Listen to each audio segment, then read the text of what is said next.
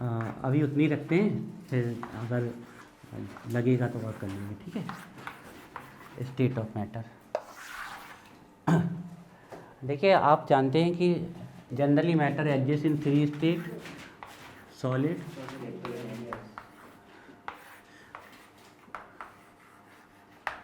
Liquid and gas, ठीक है। अब ध्यान से सुनिए, सॉलिड स्टेट पूरा आपका क्लास 12th में है, पहला ही चैप्टर का नाम है सॉलिड स्टेट। क्लास 11th में सॉलिड स्टेट की कहीं भी कोई चर्चा नहीं है, तो ये तो पूरा आपको पढ़ने को मिलेगा क्लास 12th में, पूरा डिटेल से चैप्टर है। आप सॉलिड के बारे में शायद कुछ भी नहीं जानते हो, जब इस चैप्टर को पढ़ोगे तो आपको फील आ जाएगी कि हम सॉलिड के बारे में कुछ नहीं जानते थे। अब बात रही लिक्विड और गैसियस स्टेट की, तो ये चैप्टर पूरा इसके ऊपर बेस है, गैसियस स्टेट के ऊपर पूरी तरीके से चैप्टर डील करने वाला है गैसियस स्टेट ऑफ मैटर से। अब बची सर लिक्विड स्टेट, फिर हम किस चैप्टर में पढ़ेंगे? तो लिक्विड स्टेट थोड़ा सा हम पढ़ चुके हैं फर्स्ट चैप्टर में। कहाँ पर? मोलर कंसंट्रेशन है। हमने कंसंट्रेशन में पढ़ा molality, normality, mole fraction, ppm, different types की हमने कंसंट्रेशन की यूनिट्स पढ़ी, तो थोड़ा सा हमने यहाँ पर पढ़ा है। लेकिन जो लिक्विड है ये पूरा डिटेल से आता है क्लास 12th में, चैप्टर 2 जिसका नाम है सॉल्यूशन। उसमें आप लिक्विड को बहुत डिटेल से पढ़ेंगे, हर एक जानकारी है। हालांकि वहाँ लिक्विड प्योर लिक्विड स्टेट में नहीं पढ़ते हो आप, सॉल्यूशन के फॉर्म में पढ़ते हो, तो उसमें जो आपने थोड़ा बहुत क्लास 11th में पढ़ा है वो तो है, और उससे आगे भी बहुत कुछ है, कोलिगेटिव प्रॉपर्टीज है और कई सारी चीज़ें हैं। हालांकि लिक्विड स्टेट थोड़ी सी इस चैप्टर में भी है, क्लास 12th में भी है आपकी, तो यहाँ पर भी लिक्विड थोड़ी सी है। यहाँ लिक्विड के बारे में क्या बताया जाएगा आपको? यहाँ लिक्विड के बारे में बॉइलिंग पॉइंट बताए जाएंगे, जो कि भविष्य में भी आपको पता है। Anyone can define boiling point? Define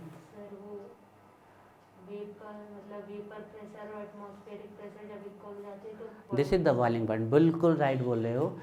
अब ये वाली डेफिनेशन नहीं चलेगी, the temperature at which liquid start boiling called boiling point, ये नहीं चलेगी। अब स्टैंडर्ड जो डेफिनेशन है हम उसको एक्सप्लेन करेंगे जब वो टॉपिक आएगा। कभी भी कोई लिक्विड तभी बॉइल होता है जब उसकी वेपर का जो प्रेशर है वो एटमॉस्फेरिक प्रेशर के इक्वल हो जाता है, तभी वो बॉइल चालू करता है।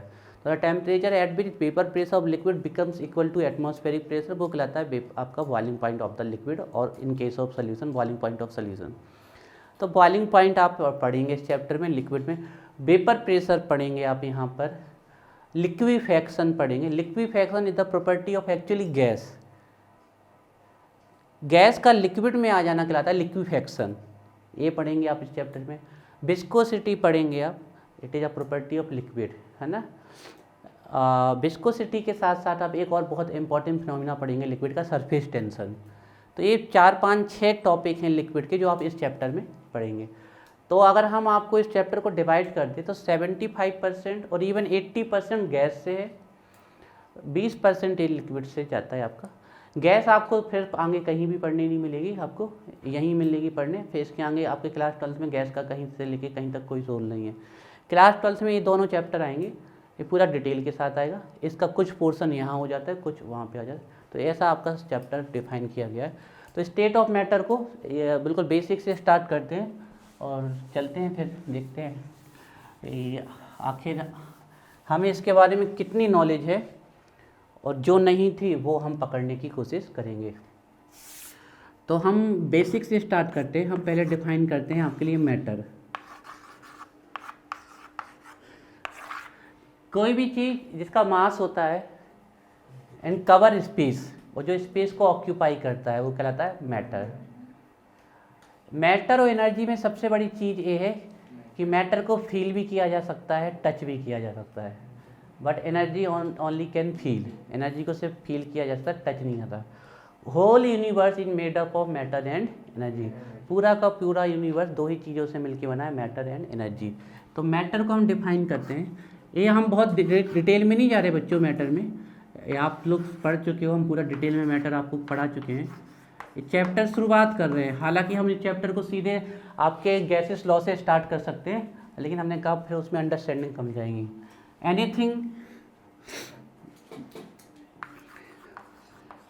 हैविंग मास, या वेट लिख सकते हो आप।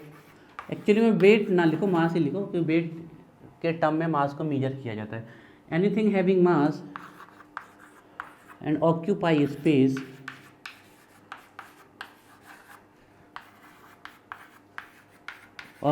स्पेस कंसीडर मैटर और कॉल्ड मैटर। ठीक है, अब इसको एक्सप्लेन करने की कोई ज़रूरत ही नहीं है। छोटी सी छोटी चीज़ जिसका छोटा से छोटा मास है, जैसे इलेक्ट्रॉन। अब इलेक्ट्रॉन से कम किसका मास होगा? लाइटेस्ट पार्टिकल है, mass of electron 9.109 into 10 inverse 31 kg। बिल्कुल सही। और इसका मास क्या माना जाता है? नेग्लिजिबल। लेकिन electron is also consider as a matter, electron को भी मैटर कंसीडर किया गया है क्योंकि मास है उसका। भले ही हमें नहीं पता, हम एटम का तो स्पेस देख नहीं पा रहे वो कितना कवर कर रहा है, तो इलेक्ट्रॉन का क्या देखेंगे हम। लेकिन है, ज़रूरी नहीं है कि जो हमें दिख नहीं रहा है या हम जैसे फील नहीं कर पा रहे वो ना हो, वो है।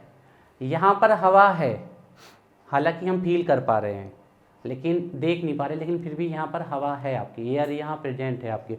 O2 है, CO2 भी है यहाँ पर और N2 भी है यहाँ पर, तीनों चीज़ें यहाँ पर प्रेजेंट है आपके। यहाँ H2 नहीं है या फिर बहुत कम है। जैसे हम माचिस जलाएं, अगर यहाँ H2 होती तो तुरंत वो क्या कर लेती, आग पकड़ लेती, या फिर नाक के बराबर है। आप एयर का कंपोजिशन जानते हो, उसमें H2 का नाम आसपास भी कहीं नहीं होता है, देखा ना आपने एयर का, तो नाक के बराबर है। एनीथिंग, कुछ भी, हैविंग मास, जिसका मास होता है, एंड ऑक्यूपाई स्पेस, और जो स्पेस को घेरता है, कवर करता है, कॉल्ड मैटर। ठीक है ना, डालिए heading state of matters, sorry state of matter.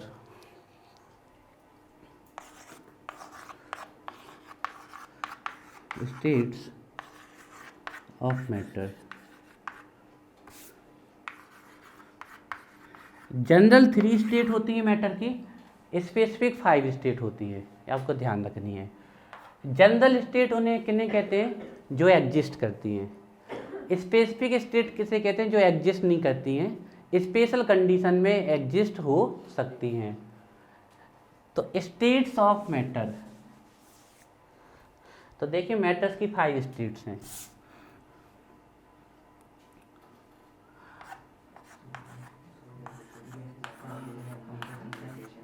Matter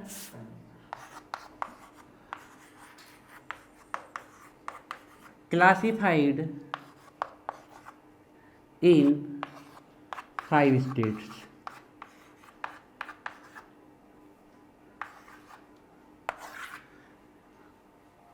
या 5 फेज लिख सकते हो आप। फेज और फिजिकल स्टेट में किसको डिफरेंस पता है? What are difference between phase and physical state? बहुत कम लोगों को पता होता है। एंड यू कैन, हालांकि समान टर्म में अगर आप फेज और फिजिकल स्टेट कहीं भी लिखते हो तो वो आपका हमेशा सही ही निकलता है, गलत नहीं होता। लेकिन फेज और फिजिकल स्टेट में डिफरेंस है। फिजिकल स्टेट में सॉलिड, लिक्विड, गैस मेनली आते हैं, और जो फेज रहते हैं उसके एक चीज के अलग अलग। देखो हम आपको समझा देते हैं। जैसे NaCl, इसकी फिजिकल स्टेट क्या है? सॉलिड है ना, जिसकी फिजिकल स्टेट हो गई सॉलिड। अब अगर NaCl को आप पानी में घोल दोगे तो NaCl क्या हो जाएगा? Aqueous.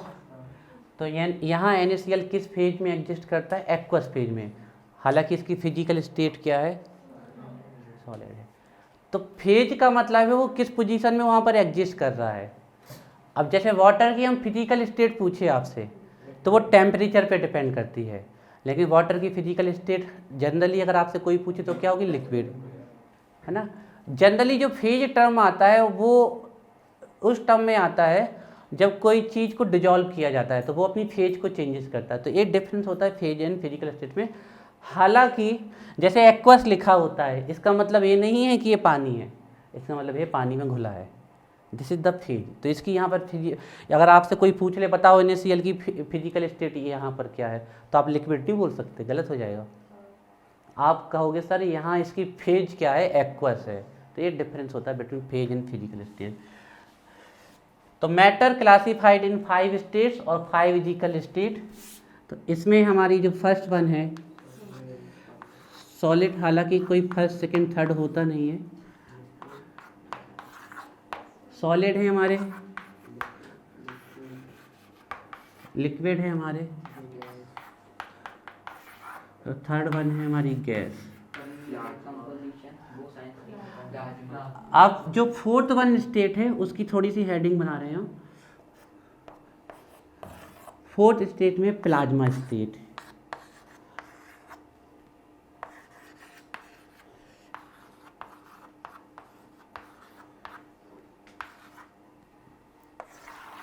What is plasma state?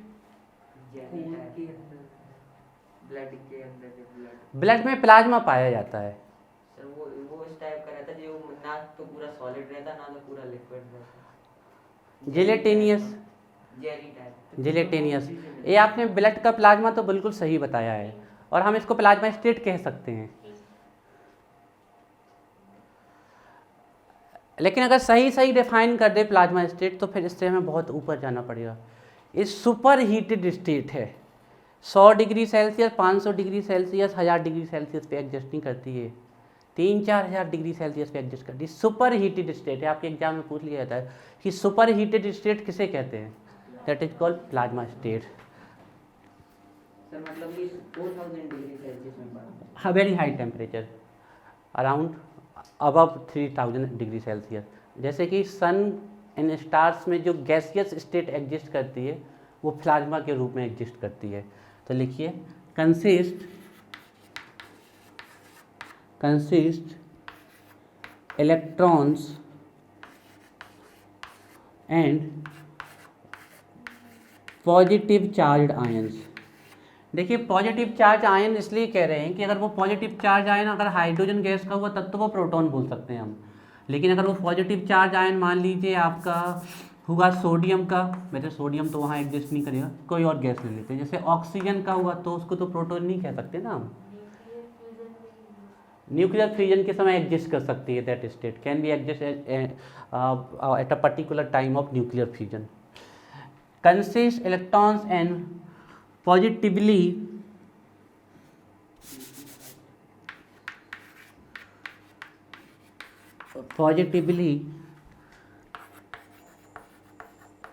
charged ions, consist electrons and positively charged ions। Line change करके लिखिए,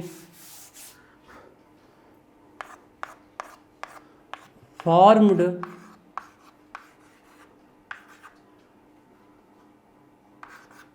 by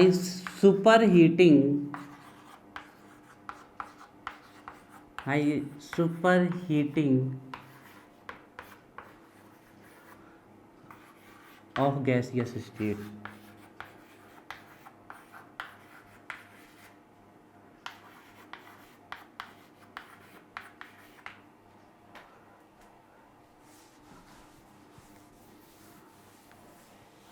एग्जाम्पल लिखिए,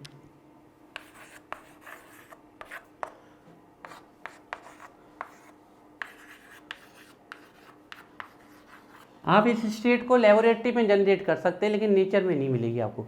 नेचर में कहाँ मिलेगी? सन में एंड स्टार्स में, मोस्टली फाउंड इन, हालांकि सन भी एक स्टार है, mostly found in sun and stars, mostly found in sun and stars. 5th number की स्टेट लिखिए,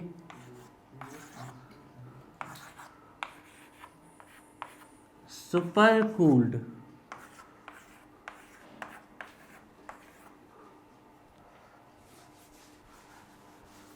तो सुपर हीटेड स्टेट कहा जाता है प्लाज्मा स्टेट को, और सुपर कूल्ड कहा जाता है बोस-आइंस्टीन कंडेंसेशन स्टेट को।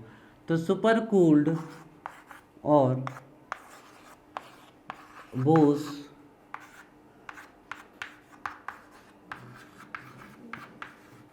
आइंस्टीन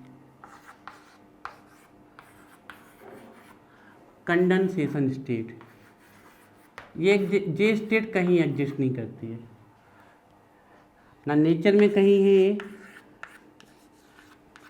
और ना ये एग्जिस्ट करती है, लेकिन इसको एग्जिस्ट कराया जा सकता है, मतलब नेचर में जैसे सन स्टार हमारे पास एक एग्जाम्पल था प्लाज्मा स्टेट का, लेकिन नेचर में इसका कहीं पर कोई एग्जाम्पल नहीं है। देखिए, अगर बहुत सारे छोटे छोटे एटम्स और मॉलिक्यूल, जैसे हम लड्डू बना दें, तो क्या लड्डू का पार्टिकल अपनी आइडेंटिटी खो देगा क्या? नहीं खोएगा ना, उसकी खुद की एक आइडेंटिटी रहेगी। लेकिन वो लड्डू कुछ ऐसे बन जाए कि सभी पार्टिकल अपनी आइडेंटिटी खो दे, तो जो वो लड्डू बनेगा वो हमारा कौन सा लड्डू कहलाएगा? Super cooled state. मतलब अब पार्टिकल्स की खुद की कोई आइडेंटिटी ना हो, फिर सभी पार्टिकल कुछ इस प्रकार से मिल जाए कि एक पार्टिकल बन जाए, एक बड़ा पार्टिकल।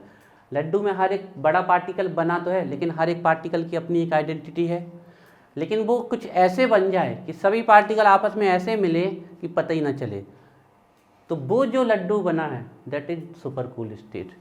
लिखिए इसमें,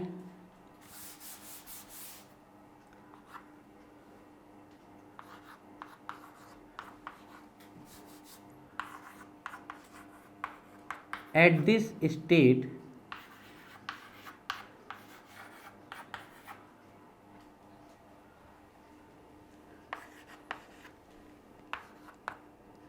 an individual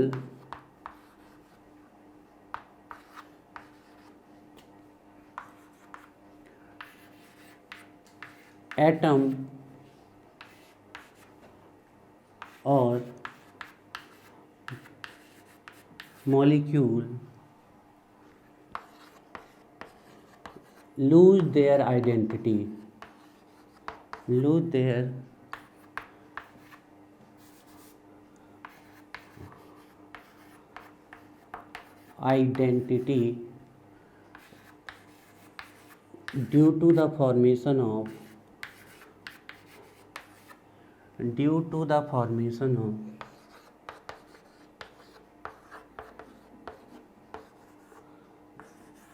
due to the formation of single giant molecule. Know about giant? Huge, बहुत बड़ा, that is called giant.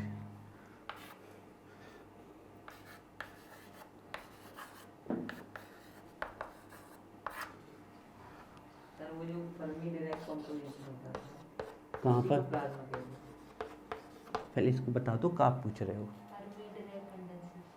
Physics के टर्म में उसमें कैसी स्टेट एग्जिस्ट, मतलब स्टेट ऑफ मैटर, उसका टेम्परेचर बताओ हमें कितना है, तो फिर एग्जिस्ट नहीं कर सकती। प्लाज्मा स्टेट जब गैसेस को इतना हीट कर दिया जाए कि गैसेस से इलेक्ट्रॉन्स और पॉजिटिव आयंस की बौछार होने लगे, तो उस समय जो एक आग का गोला बनेगा जहाँ गैसेस स्टेट में इलेक्ट्रॉन और प्रोटॉन्स होंगे, दैट इज प्लाज्मा स्टेट। तो आप पहले टेम्परेचर बता दो हमें, तो हम बता सकते हैं आपको। 9th में जब 5 मैटर आए थे उसमें प्लाज्मा नहीं था, Fermi direct Fermi direct condensation in plasma नहीं था, 6 थे, 6 थे, फर्मी डायरेक्ट। तो वो स्टेट कहीं एग्जिस्ट नहीं करती है आपकी। आप कितना भी जाओगे तो उससे 5 ही, मैक्सिमम 5 स्टेट एग्जिस्ट ही करती हैं आपकी, और फिर वो तो मतलब है ही नहीं कोई स्टेट आपकी। तो आपको ये ध्यान, और पक्का आपने किसी ना किसी रेफरेंस बुक में देखा होगा। हाँ, नेट पे आप हमें बता देना, हम उसको सर्च कर लेंगे। लिख लीजिए इसको। At this state an individual atom और molecule lose their identity due to the formation of single giant molecule. अब इसमें सबसे बड़ी बात क्या है ना, जाइंट मॉलिक्यूल बन तो रहा है, लेकिन जाइंट मॉलिक्यूल ऐसा नहीं बन रहा है, जाइंट मॉलिक्यूल ऐसा बन रहा है। समझ में बात आ रही है क्या है? जाइंट मॉलिक्यूल में अब ये अपना एटम और मॉलिक्यूल अपनी आइडेंटिटी क्या कर चुका होगा, लूज। तो एक सिंगल जाइंट मॉलिक्यूल या जाइंट एटम बनेगा, ठीक है। कंपाउंड का अपनी आइडेंटिटी, कंपाउंड में इंडिविजुअल एटम की प्रॉपर्टी अपनी आइडेंटिटी खो देती हैं। तो जो कंपाउंड की प्रॉपर्टी होती है वो अपनी इंडिविजुअल एटम से डिफरेंट होती है। एटम थोड़ी अपनी आइडेंटिटी खो देगा, वो तो उसमें रहेगा ना। ये बात बिल्कुल सही है कि जो कंपाउंड की प्रॉपर्टी होती है वो इंडिविजुअल एटम से आपकी अलग होती है।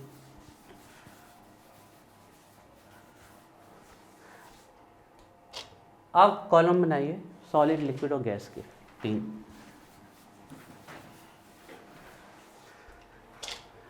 हम कोई भी ऐसे पॉइंट नहीं लिखेंगे जो बोरिंग हो या जो आपको पता हो, नहीं, कुछ तो लिखने पड़ेंगे।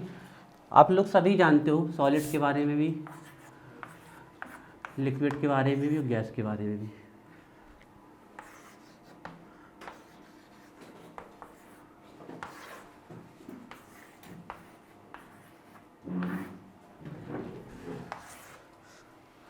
तो हम सबसे पहली बात लिखना चाहेंगे सॉलिड के बारे में, जो आपको पता ही होनी चाहिए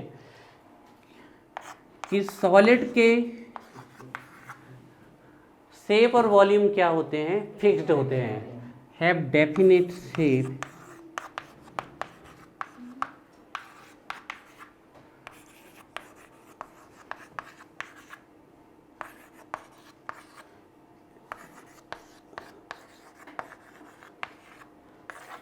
एंड वॉल्यूम। इसके एग्जाम्पल लिख लें हम तो, मेटल्स एक्सेप्ट मरकरी, हालांकि मरकरी विच लिक्विड मेटल नहीं है, और भी है gallium, caesium, francium. Mixture of metals, alloys, stone, glass, would etcetera. Metalloids भी आ जाएंगे, मेटलॉइड्स ऑल्सो आर सॉलिड, बिल्कुल आ जाएंगे। सर स्टोन से मिट्टी बन जाती है ना बहुत सालों बाद, तो वो भी तो सॉलिड है। मतलब तो कैसे स्टोन ऐसे नहीं है, अगर उसके बीच के फोर्सेस घट रहे हैं तो धीरे धीरे करके वो फिर धीरे धीरे करके आपके पार्टिकल सेपरेट होने लगेंगे तो मिट्टी बन जाता है वो। फोर्सेस कम होने का सबसे बड़ा कारण होता है बरसात। बरसात में सबसे ज़्यादा जो स्टोन होता है वो अपने स्टेट को लूज करके मिट्टी में आपके आ जाता है। कई चट्टाने वगैरह देखना बरसात में, उसके नीचे बहुत सारे छोटे छोटे कंकड़ के ढेर बन जाते हैं। तो metals, alloys, stone, glass, would दुनिया भर के हैं, लेकिन असली में इसमें मेटल यही है, सॉरी सॉलिड यही है। They are the amorphous solid, they are the amorphous solid, rubber is also amorphous solid. किसी भी सॉलिड को कहीं भी रखो वो उतना ही स्पेस कवर करेगा और अपना शेप भी क्या रखेगा निश्चित। लेकिन ये बात ग्लास के टर्म में सही नहीं होती है, क्योंकि ग्लास अपना शेप चेंज करता है अपने आप नेचुरल टेम्परेचर के द्वारा। इसका सबसे बढ़िया एग्जाम्पल होते हैं एंशियंट बिल्डिंग्स की, जो ग्लास की आपके पेन्स होते हैं, जो ग्लास की खिड़कियाँ होती हैं, वो नीचे से फंसने लगती हैं। वो इसलिए होता है क्योंकि ऊपर से फ्लूइड करेक्टर शो करते हुए ग्लास कहाँ जाता है आपका, नीचे थिक हो जाता है। ये आप अपने उसमें भी देख सकते हो, जहाँ पर सन पड़ता है उस डायरेक्शन में आप एक कांच की प्लेट रख दीजिए, 3-4-5 महीने बाद आप देखिएगा और हल्का सी वो मोटी हो जाएगी आपकी। तो ये फ्लूइड करेक्टर पाया जाता है, और जिसमें फ्लूइड करेक्टर पाया जाएगा वो सॉलिड नहीं लगेगा। रबर अपना शेप चेंज करती है ना, तो फिर डेफिनेट शेप रबर के लिए नहीं कहा जा सकता है। खराब नहीं होता है, सिर्फ ऊपर से थिन हो जाएगा, नीचे से थिक हो जाएगा। कांच वाइटिश हो जाता है, सफ़ेद पड़ जाता है आपका, धुंधला धुंधला सा हो जाता है, उसकी जो ट्रांसपेरेंट होता है वो उसकी हट जाती है। तो metals, alloys, stone, glass and wood are the example of solid, है ना। तो किसी भी सॉलिड को आप कहीं भी रखिए उसका शेप डेफिनेट होता है और volume, space, length with height उतना ही कवर करता है। अगर लिक्विड की बात करें तो वॉल्यूम तो डेफिनेट है। 1 लीटर मिल्क चाहे हम जग में लें, चाहे हम एक बड़े से बाउल्स में लें, चाहे हम दुनिया की किसी भी चीज़ में लें, क्या वो 2 लीटर हो जाएगा क्या? तो 1 लीटर मतलब 1000 ml, 1000 ml मतलब 1000 क्यूबिक सेंटीमीटर। मतलब 1 लीटर दूध आप दुनिया की किसी भी चीज़ में रखो, उसकी लेंथ, विड्थ और हाइट का जो मल्टीप्लाई आएगा वो कितना आएगा, 1000 क्यूबिक सेंटीमीटर। 1000 क्यूबिक सेंटीमीटर को वो क्या कर लेगा, घेर लेगा आपका। लेकिन जग में डालोगे तो जग के शेप का हो जाएगा, बाउल में डालोगे तो बाउल के शेप का हो जाएगा, है ना। जिस कंटेनर में डालोगे उस कंटेनर के शेप का हो जाएगा। वॉल्यूम तो डेफिनेट है लेकिन शेप इनडेफिनेट है। हैव, हाँ कौन सा, लिख सकते हो, नॉट डेफिनेट लिख सकते हो। Have definite volume but indefinite shape. देखिए ढेर सारी प्रॉपर्टी है, हम लिखवा नहीं रहे हैं। Kinetic energy, compressibility, attraction, density, दुनिया भर की प्रॉपर्टी है, ये सब आप लोग जानते हो। हम सीधे टारगेट पे आ रहे हैं। Have definite volume but indefinite shape. Liquid का शेप ऑफ कंटेनर के जैसा होता है। लिक्विड का shape is shape of container. सिर्फ फर्क ये होता है कि वो होल कंटेनर को ऑक्यूपाई नहीं कर सकता है, जबकि जो गैस होता है उसका शेप भी कंटेनर के जैसा होता है, लेकिन वो होल स्पेस को क्या कर जाती है, ऑक्यूपाई कर जाती है। तो लिक्विड के एग्जाम्पल देख लें हम, है ना, जैसे हमारा जल, पानी, वाटर, मरकरी, ब्रोमीन, दूध में पानी, पानी में दूध, milk, petrol, diesel, kerosene, etcetera. Petrol को जमाया जा सकता है। यस, बिल्कुल जम जाएगा पेट्रोल, लेकिन जैसे ही आप उसका बाहर लेके आओगे वेपर फॉर्म करना लगेगा। हाँ है, हाँ उड़ जाएगा। हैव डेफिनेट वॉल्यूम, बहुत ज़्यादा वॉलेटाइल है ना, highly volatile. Have definite volume but indefinite shape. और प्रॉपर्टीज के बारे में हम चर्चा कर लेंगे, लिख रहे हैं। अब गैसेस का ना तो वॉल्यूम डेफिनेट है ना ही शेप डेफिनेट है। देखिए वॉल्यूम इसलिए शेप डेफिनेट नहीं है गैसेस का। आप इतने से सिलेंडर में भर दोगे तो वो इतनी जगह घेर लेगी, उसी गैस को इतने में भर दोगे तो वो इतनी जगह घेर लेगी, उतनी ही गैस को आप इतने बड़े बॉक्स में भर दोगे तो वो इतनी जगह घेर लेगी। उसी गैस को आप एक फुग्गे में भर दो, गोल वाले फुग्गे में, तो गोल फुग्गे का शेप हो जाएगा। लंबे वाले में भर दो तो लंबे वाले फुग्गे का शेप हो जाएगा। और कोई गुड्डा गुड़िया वाला फुग्गा हो तो उसके शेप में तो गुड्डा गुड़िया वाला शेप हो जाएगा। तो इनका ना तो वॉल्यूम डेफिनेट होता है ना ही शेप डेफिनेट होता है। हैव इनडेफिनेट, या लिख सकते हो both volume and shape are indefinite. Have indefinite volume and shape.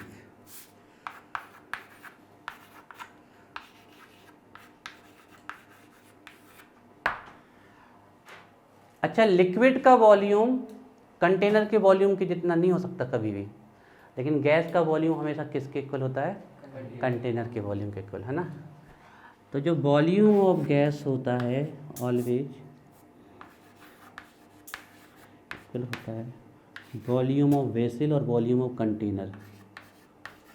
ये एक खास बात है आपके गैस के लिए। कभी कोई ऑब्जेक्टिव में पूछ लिया जाए कि गैस का वॉल्यूम किसके इक्वल होता है, तो वॉल्यूम ऑफ कंटेनर। ठीक है, अब हम क्या करते हैं, इनको थोड़ा और बता देते हैं, फिर सीधे अपने गैस पे आते हैं। तो देखिए और प्रॉपर्टी, हाईएस्ट अट्रैक्शन फोर्स किसके पार्टिकल में होता है, लेसर देन सॉलिड और minimum gas. Kinetic energy almost negligible, only particles can vibrate. जैसे हम इसको हिट करेंगे तो पार्टिकल्स वहीं वाइब्रेट होंगे, लेकिन अपनी स्पेस को छोड़ नहीं सकते हैं। इनके जो इंटरमोलिकुलर फोर्सेस होते हैं वो सॉलिड्स से कम लेकिन गैसेस से ज़्यादा होते हैं। मतलब पार्टिकल्स मूव तो कर सकते हैं लेकिन एक दूसरे को छोड़ के निकल नहीं सकते। काइनेटिक एनर्जी दे दोगे तो वो फोर्सेस को तोड़ देंगे और छोड़ के निकल जाएंगे। इनके बीच में ऑलमोस्ट नेग्लिजिबल इंटरमोलिकुलर फोर्स होता है, और इनके बीच में जो फोर्स होता है उस फोर्स का नाम है लंदन डिस्पर्सन फोर्स, ध्यान रखिएगा। कंप्रेसिबिलिटी ऑलमोस्ट नेग्लिजिबल, लेकिन स्पंज हो गया, रबर हो गया, इनमें कंप्रेसिबिलिटी पाई जाती है। लिक्विड में कंप्रेसिबिलिटी होती है, जैसे कि एक कंटेनर में लिक्विड भरा है और हम ऊपर से पिस्टन लगा के उसको दबाएं तो हल्का तो वो दब जाएगा, लेकिन और ज़्यादा दबाओगे तो फिर ओवरफ्लो कर जाएगा। तो इसकी लिक्विड